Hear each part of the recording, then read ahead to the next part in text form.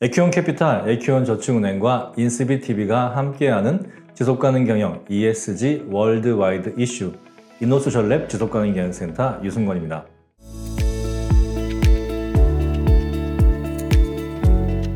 이번 시간에는 국민주권정부의 국정과제와 ESG 전망 두 번째 시간으로 지난 시간에 이어서 사회와 거버넌스 영역을 알아보도록 하겠습니다. 우리 국정과제는 5대 목표와 23대 전략, 123대 과제로 이루어져 있는데 우리 사회 영역, 거버넌스 영역에서는 국정목표 세 번째, 그리고 국정목표 네 번째, 그리고 거버넌스 영역에서는 국정목표 두 번째가 해당된다라고 할 수 있습니다. 하나씩 살펴보도록 하겠습니다. 우리 첫 번째, 협력과 상생의 공정경제에서 우리 공정경제 영역의 구체적인 목표들이 있는데 그 중에서 67번 목표, 기술 탈취 근절과 상생의 기업 환경 조성이 우리 ESG와 좀 특별히 관련이 있는 것 같습니다. 한번 살펴보면요. 이 과제 67번 기술 탈취는 근절하고 상생의 기업 환경을 조성하겠다라고 나와 있습니다. 그래서 과제 목표를 보면 불공정 행위에 대한 신속한 피해 구조와 분쟁 해소, 공정한 시장 질서 확립, 그리고 대중소기업 간 임금복지 격차 해소, 주요 내용으로는 중소기업의 기술보호 제도 강화, 피해 구제 제도에 대한 부분들을 강화하겠다. 그리고 납품대금 연동제의 적용 대상을 에너지 비용까지 확대하겠다. 그리고 사각지대를 차단하겠다.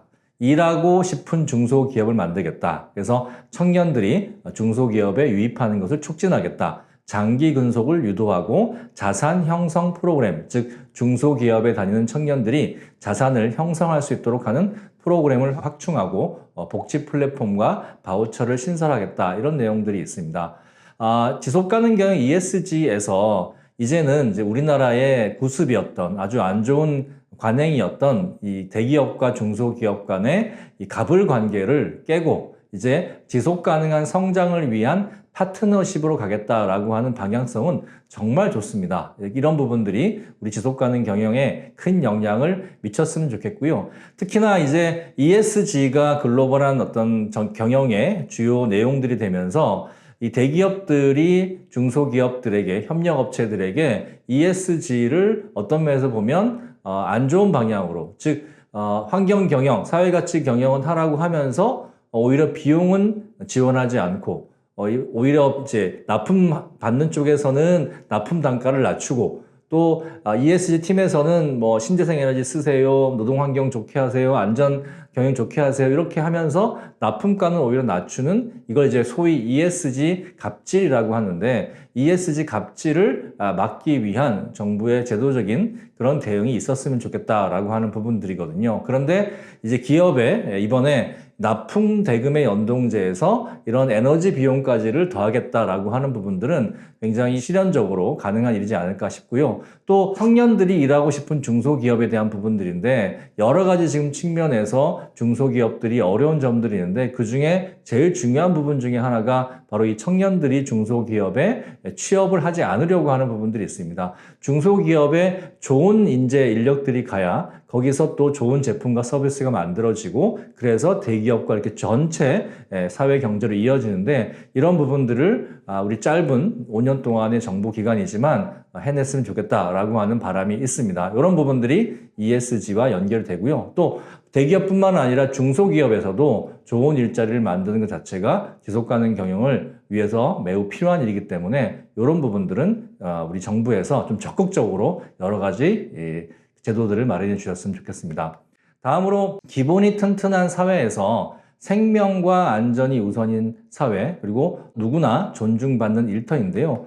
우리 일하는 모든 사람이 건강하고 안전한 나라가 과제 75로 제시되어 있습니다. 여러분 미디어에서 많이 보셨겠지만 특히 이재명 대통령은 이 산업 현장에서의 안전, 특히 일하면서 사람이 죽어나가는 일을 만들지 말자라고 하는 아주 강력한 의지를 가지고 있습니다. 그래서 2030년까지 이 산업 현장의 사고 사망 비율을 1만 명당 0.29명, OECD 평균 수준으로 감축하겠다라고 했고 일하는 모든 사람을 위한 안전보건체계 구축, 또 산재 보상에 대한 국가 책임을 실현하겠다라고 했습니다. 주요 내용으로는 안전보건공시제 대규모 사업장부터 시행을 하고요. 그리고 원청과 하청에 공동 산업안전보건위원회를 도입하겠다라고 하는데 요거는 지금 운영되고 있는 산업들은 있죠. 그래서 적용 범위를 확대하겠다라고 하는 것이고요.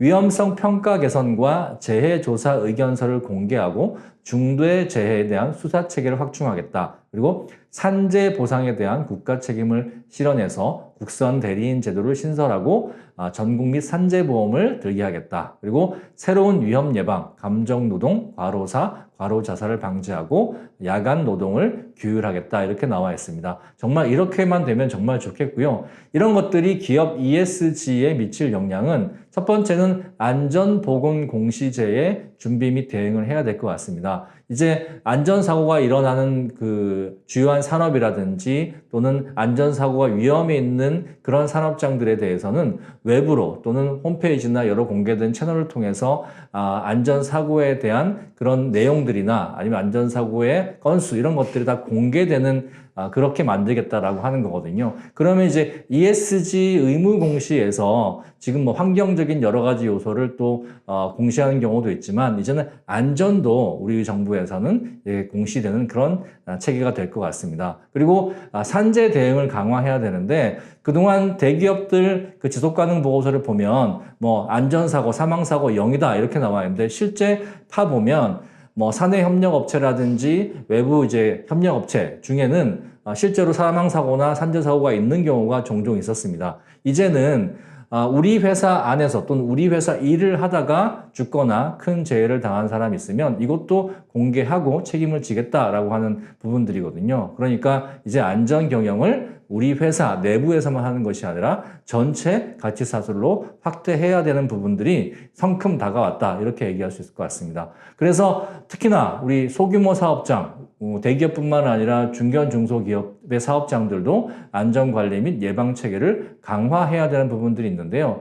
이번 이재명 정부에서 이 안전에 대해서만큼은 정말 정부 끝까지 아주 매우 강하게 밀고 나가겠다라고 하는 의지가 있기 때문에 안전에 대해서는 이번 국정과제와 ESG가 잘 연결될 것 같습니다.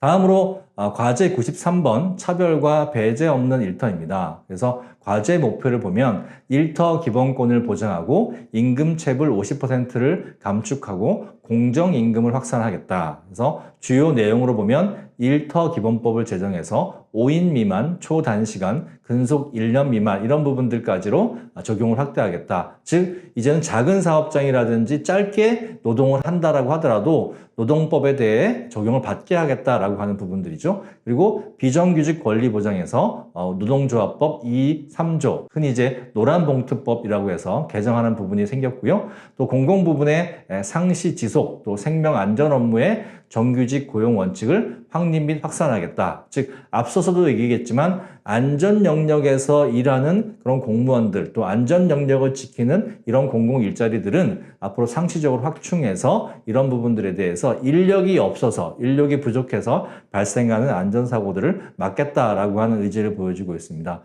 임금체불 근절과 관련해서 하도급 임금 구분지급제와 퇴직임금 적용 확대인데 이제는 여러 가지 복잡한 하청 단계 때문에 임금이 체불되는 이런 부분들을 막아보자라고 하는 취지에서 우리 대기업에서 원청에서 임금을 줬으면 중간 단계에서 문제가 발생하지 않도록 하는 그런 제도적인 장치를 마련하겠다라고 하는데 굉장히 좋은 소식인 것 같습니다. 그 다음 건설 물류 수송 노동자의 보호를 강화하겠다. 지금 안전사고와 사망사고가 가장 많이 일어나는 곳이 바로 이 건설과 물류 수송 노동자입니다. 그렇기 때문에 이런 부분들에 대해서 이제 안전을 강화하겠다 이렇게 부분들인데요.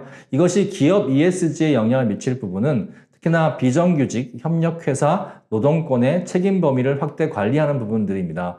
여러분들 이제 지속가능 경영에서 우리 회사의 인권이나 노동권에 대한 책임 범위가 정규직뿐만 아니라 비정규직, 또 비정규직 중에서도 뭐 아주 일시적인 파트타임까지 모든 부분에 있어서 우리가 인원에 대한 부분들을 관리하고 책임지는 것이 기본 원칙인 것을 그동안 우리가 알아왔는데 그런 것들을 제대로 실천하지 못했습니다. 이제는 우리 회사에서 일하는 또 우리 회사와 연결된 그런 협력업체에서 일하는 그런 직원들이 우리 회사가 인권과 안전권과 노동권을 다 우리가 책임져야 된다라고 하는 이제 원칙을 잘 지킬 수 있을 것 같습니다. 그리고 협력회사의 노동조합과 소통하고 협상하는 채널을 운영할 필요가 있다라고 했는데요. 우리 노란봉투법이 지금 시행하기 위해서 준비 단계에 있는데 이제 사내 협력업체라든지 우리의 협력사로 일하는 그 노동조합에서 우리랑 어떤 협상을 요구를 할 때 그런 부분들을 우리가 같이 할 수 있다라고 하는 점이죠. 그래서 이런 부분들도 기업들이 ESG 차원에서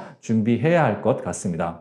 다음으로 과제 94, 노동 존중 실현과 노동기본권 보장입니다.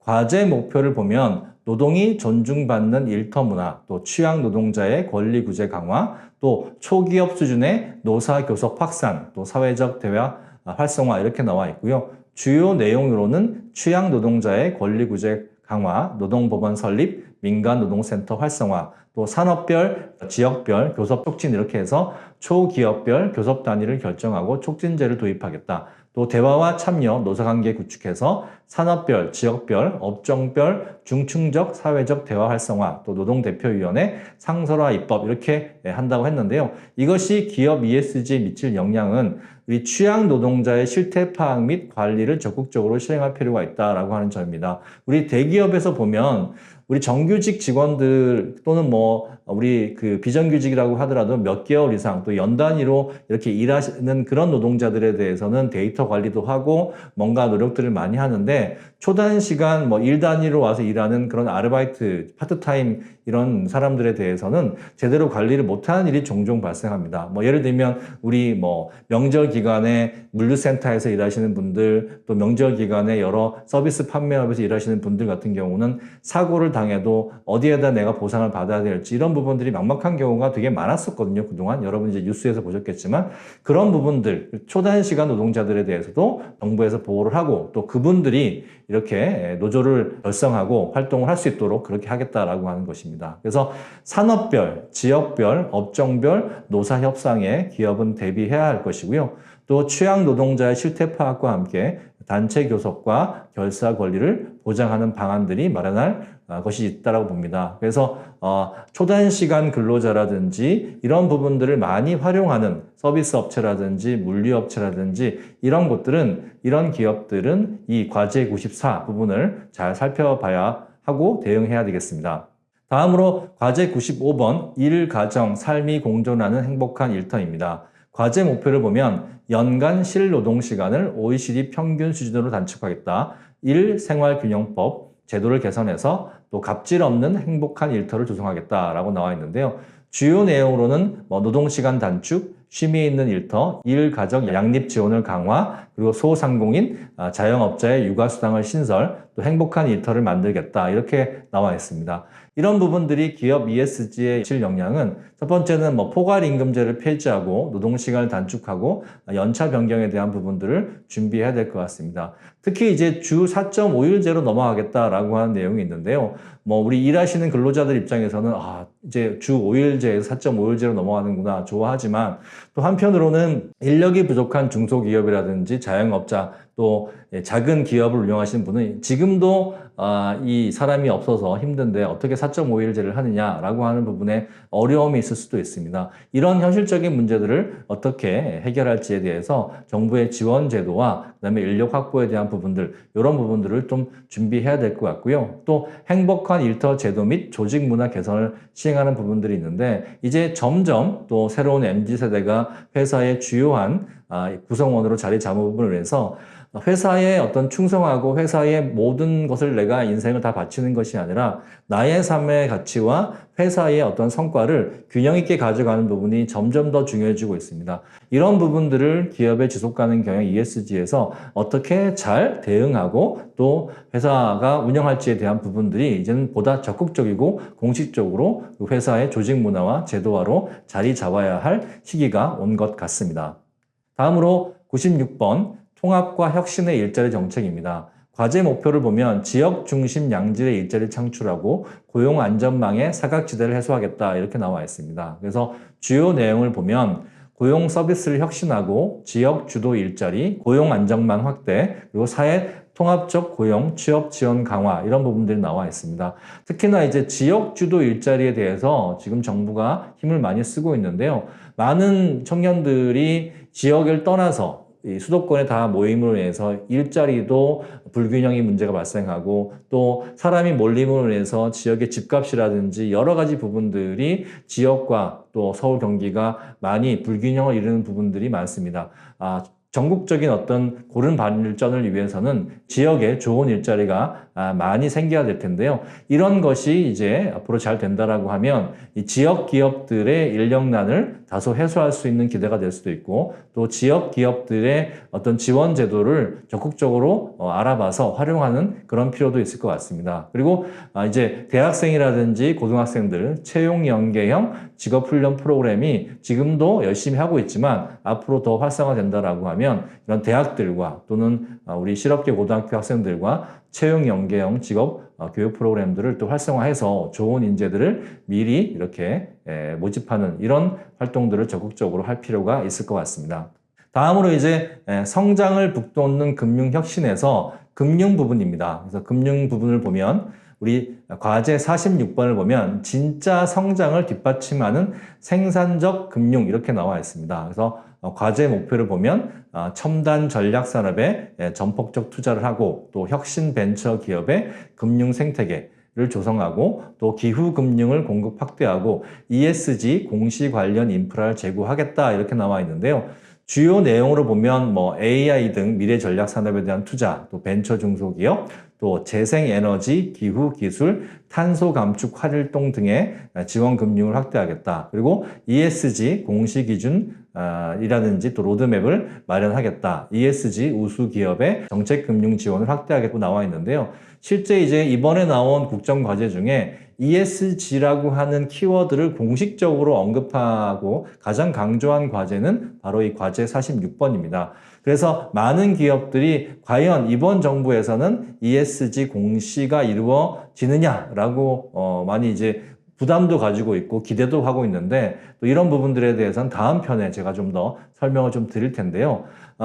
대기업들 같은 경우는 좀 이런 앞으로 우리 기후위기 관련된 부분이라든지 첨단 산업 관련돼서 이 첨단 전략 사업과 관련된 소셜 벤처 지원 기금의 조성에 참여해야 되는 이런 좀 부담이 있을 수 있을 것 같은데 이미 지금 큰 대기업을 중심으로 우리 벤처들과 이런 새로운 지속 가능한 비즈니스, 특히 기후 비즈니스라든지 AI 비즈니스 이런 걸 관련해서 투자를 많이 계획하고 있는 것으로 알고 있습니다. 그 다음 이제 중요한 부분이 바로 이제 빨간색으로 표시를 해놨는데요. 상장사들의 ESG 공시 의무화를 대비해야 된다. 이 공시 의무화에 대해서는 우리 다음 편에서 보다 자세하게 글로벌 우리 트렌드와 함께 살펴보도록 하겠습니다. 그리고 국민연금의 ESG 관리 강화가 된다라고 했는데요. 저는 이제 개인적으로 볼 때 우리나라 국민연금이 세계에서 손꼽히는 규모를 가지고 있는데 우리나라 국민연금만 이 지속가능 경영 ESG의 투자를 적극적으로 한다라고 하면 우리나라의 많은 기업들이 이 지속가능 경영을 더 잘하는, 더 적극적으로, 더 능동적으로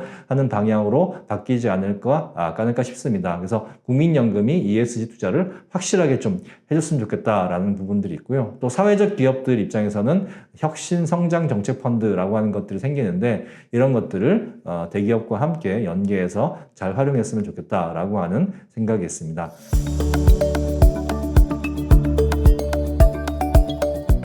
에큐온캐피탈, 에큐온저축은행과 인스비TV가 함께하는 지속가능 경영 ESG, 월드와이드 이슈, 국정과제와 ESG에 대해서 알아봤는데요. 이제 이번 정부, 국민주권 정부에서 하는 정책과 우리 ESG가 어떻게 연결될지 기대 포인트를 전체적으로 한번 살펴보겠습니다. 우리 환경 영역에서는 크게 두 가지인데요. 신재생 에너지가 공급이 증가할 것이다. 그래서 주요 산단과 대기업 생산시설 중심으로 갈 것 같습니다. 조금 아쉬운 것은 이게 단기간 내에 이루어지는 것이 아니라 신재생 에너지를 공급하려면 최소한 5년, 10년 이렇게 걸리는데 그동안 우리가 또 기업은 기업 나름대로 또 준비를 하고 또 신재생 에너지에 대한 자가 발전 방안을 또 마련하는 것이 좋겠다는 생각입니다. 두 번째가 기후변화에 대한 대응, 또 순환경제, 생태계 보호에 대한 중요성을 국정과제에서 또 확인하고 있습니다. 때문에 이제는 뭐 ESG라고 하는 그 키워드 자체가 국정과제에 몇 번에 들어갔느냐라고 하는 것이 중요한 것이 아니라 더 큰 차원에서 본다라고 하면 기후변화에 대한 대응, 또 자원에 대한 순환, 그다음에 생태계 보호 이런 부분들이 국정과제의 여러 환경 영역에 들어가 있기 때문에 이제는 뭐 글로벌 가이드라인이 아니더라도 우리나라 정부의 국정과제만 보더라도 이런 지속가능 경영에 있어서 ESG에 있어서 환경 영역에서 필수적인 부분들이 이제 기업들이 책임지고 해야 된다라고 하는 부분들을 알 수 있을 것 같습니다. 그다음에 이제 사회 영역에서는 안전 영역에서 우리 위험의 외주화에 대한 종료의 기회가 된다. 그동안 우리 직원들은 우리가 직접 고용한 직원들은 잘 보호했지만 위험한 일들, 또 더러운 일들, 그다음에 힘든 일들 이런 부분들에 대해서는 자꾸 외주화를 시키고 또 자꾸 파트타임을 시키고 비정규직화하는 그런 어떤 기업이 자기의 책임을 면책하는 방식으로 많이 외주화했습니다. 절대 옳은 방향이 아닌 거죠. 그래서 이번 기회에, 이번 정부 때 이런 부분들이 우리 사회가 좀 이런 위험을 외주화하는 부분들에 대해서 탈바꿈하는 그런 기회가 됐으면 하는 기대가 있습니다. 또 공정거래 측면에서도 공급망의 ESG 확산에 대한 공동 책임 근거, 그래서 안전이라든지 노동권 문제라든지 뭐 임금 문제라든지 또는 ESG에 대한 시행 비용에 대한 지원이라든지 이런 부분들이 S 영역에 들어가 있거든요. 이런 부분들이 잘 시행된다라고 하면 이제는 대기업들이 더 이상 뭐 갑질, 이런 갑을관계, 이런 관계를 생각해서 기업을 운영하는 것은 더 이상 끝났으면 좋겠다라고 하는 점이고, 노사 관계에 있어서도 역시 협력사의 노동기본권을 보장하는 것. 우리 직원들만 이제 잘 해주어서는 안 된다는 거죠. 이제는 협력사 직원들도 잘 해줘야 되고 그들이 함께 우리 회사를 성장시키는 그런 구성원, 파트너로서 인정을 해줘야 된다라고 하는 것입니다. 마지막으로 거버넌스 영역에서 ESG에 대한 정보 공개가 앞으로 실제화될 것이다 라고 얘기했는데요. 뭐 언제가 될지는 확실하지 않지만 우리 글로벌한 지속가능 경영 트렌드로 본다라고 하면 의무화돼야 되는 것이 맞습니다. 그래서 정보 공개, 의무화 로드맵을 가시화하면서 기업들도 준비를 해야 된다. 그래서 결론적으로 말씀드린다라고 하면 국정과제는 이제 첫 번째 발표가 됐기 때문에 이제 앞으로 5년 동안 계속 이것이 어떻게 실행될지에 대한 계획이나 또는 수정 과제가 나오겠죠. 그것을 잘 살펴봐서 관련 제도의 변화를 민첩하게 모니터링하고 이것을 내부 공유할 필요가 있다라고 하는 점이고, 이재명 정부의 장점으로 좀 보는 것은 이게 실용적인 또 그 스타일로 국정 운영을 하고 있기 때문에 이게 뭔가 잘못됐다라고 하면 빨리빨리 또 바꿀 것 같아요. 그래서 그런 부분들이 어떻게 바뀌어가는지라고 하는 것들을 잘 살펴봤으면 좋겠고, 그리고 기업 스스로 뭐 다 이제 외부에서 이렇다 저렇다라고 하는 것들을 다 모은 다음에 마지막에 남들이 다 하면 하지 이런 식으로 대응했다라고 하면 이번 정부는 그렇게 대응해가지고는 좀 손해가 될 것 같습니다. 그래서 기업들이 잘 살펴서 좀 주도적으로 분석하고 또 정부에게 또 산업별로 기업별로 적극적으로 의견을 제시해서 소통하는 것을 또 좋아하는 그런 스타일이니까 그런 부분들을 잘 활용했으면 좋겠습니다. 그래서 이제 지속가능 경영이 수동적인 대응을 해가지고는 안 될 때다. 능동적인 활용을 하고 또 ESG를 정말 기업의 부담이 아니라 책임이 아니라 기업이 발전하는 그러한 혁신의 기회로 활용할 필요가 있다라고 하는 점이 이번 이재명 정부의 국정과제와 ESG를 함께 분석해 보면서 나온 결론이라고 말씀드릴 수 있습니다. 이번 시간에는 국민주권 정부의 국정과제와 지속가능 경영 ESG의 관계를 살펴봤습니다. 말씀드렸듯이 기존에는 우리 기업들이 지속가능 경영 ESG를 남들이 하면 따라하는 그런 수동적인 자세를 보였다라고 하면 이번 국정과제를 살펴봤을 때 ESG 모두 정부가 굉장히 적극적이고 능동적으로 움직이고 있습니다. 이럴 때는 기업도 함께 보조를 맞춰서 지속가능 경영 ESG가 활성화될 수 있도록 국정과제와 잘 보조를 맞췄으면 좋겠습니다. 강의 들어주셔서 감사합니다.